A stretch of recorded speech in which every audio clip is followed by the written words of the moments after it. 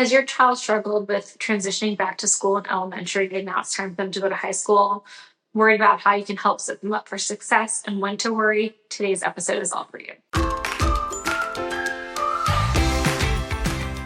Welcome to the Beehive Doc Talks with Dr. Blair Rolnick. As a pediatrician and mother herself, Dr. Rolnick is here to answer your most pressing parenting questions and guide you through the tough spots. Welcome back to Be Kind Pediatrics. For those of you who are new to the show, my name is Dr. Blair Rolnick. I'm a board-certified pediatrician and mom myself. We've been doing a mini-series on school-based separation and anxiety. We talked about the kinders and pre-Ks on the first episode. On the second episode, we talked about those elementary school children. Today, we're going to focus on our older kids, our high school kids, and what anxiety might look like in this age group. So let's jump right in. So as children grow from elementary school to high school, really the anxiety at this stage shifts typically from separation anxiety to performance or social-based anxieties. So let's break it down by what each different category might look like for a child.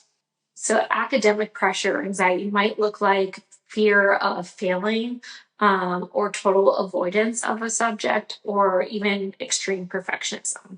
Public performance is another super common anxiety in the high school age range, and that really combines fear of performance plus social fears.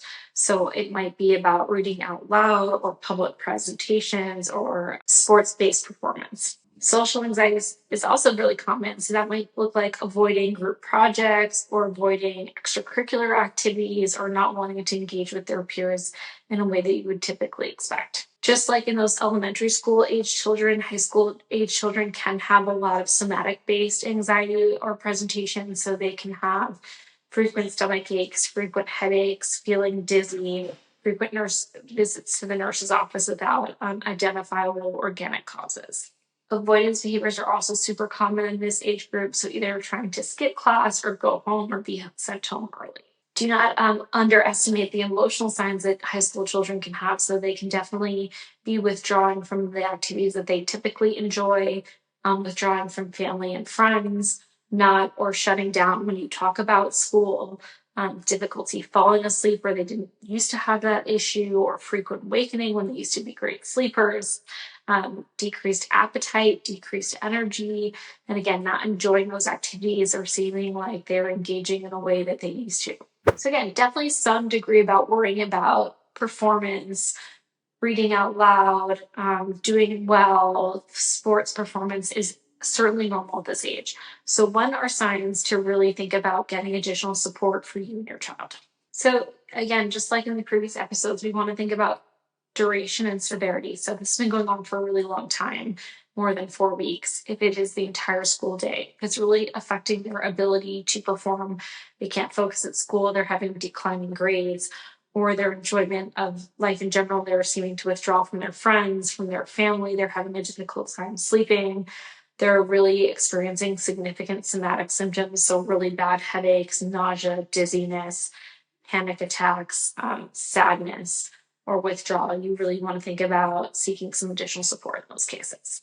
So just like in the previous episodes, we talked about what are ways that parents can support their children and set them up for success. We're also going to do that in today's episode. So especially if your child's having a lot of already showing these symptoms, you can definitely validate them and acknowledge their feelings. So as long as you've made sure that they're not sick, you can say, instead of saying things like, don't worry, you could say, I know your stomach is hurting you before school.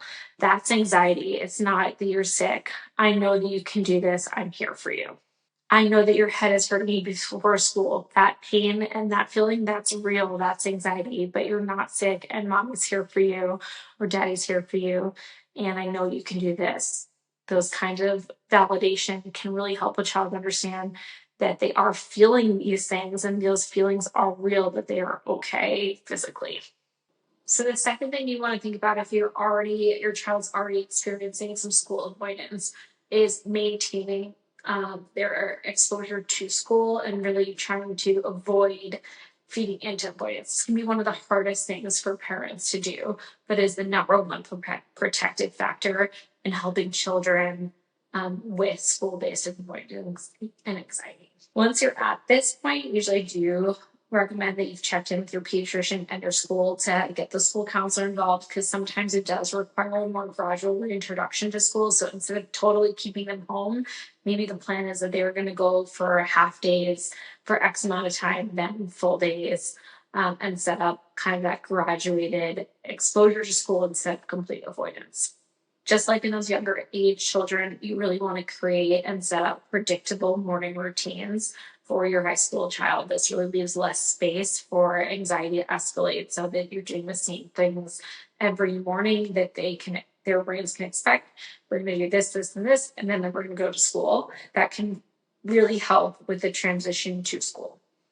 If your child has been experiencing the symptoms we talked about, like it's been going on for more than 4 days, and they're really having excessive, it's really interfering with their ability to perform at school, you really want to think about partnering with the school so that they have a safe person at school, maybe someone like the guidance counselor, that they can do quick 5-minute brief check-ins and then return to the classroom, or have a structured peer buddy system set up for themselves. At home, you can really focus on teaching resilience and coping skills. So maybe working on teaching breathing exercises, mindfulness-based exercises.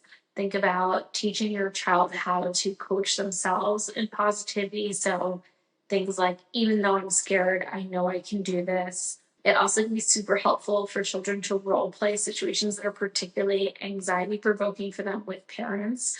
So kind of going back and forth in a situation that might be something that they anticipate is going to make them nervous, how they're going to handle that ahead of time. Just like most elementary school kids, you really want to reinforce and praise bravery.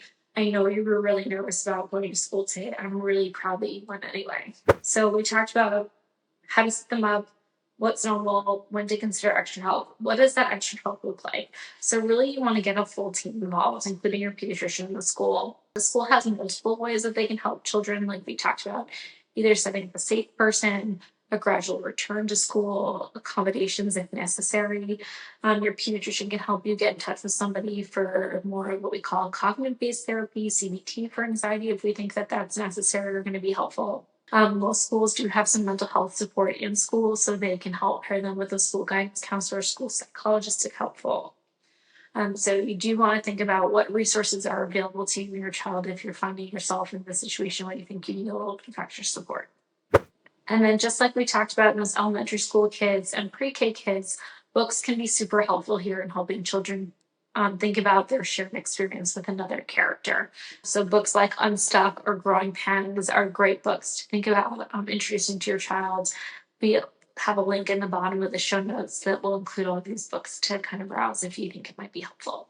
So bottom line is, parents can really be there to help children by validating their feelings, keeping them in school, avoiding school, collaborating with teachers and pediatricians if they need help, and reinforcing the small steps. The goal here isn't to entirely erase your child's anxiety, but to help them face it and gradually build resilience and confidence through it.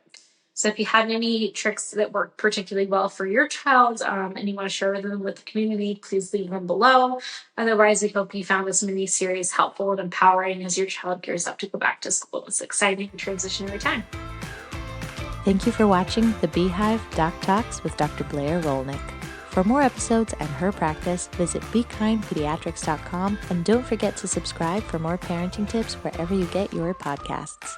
This information is for educational purposes only. It is not medical advice.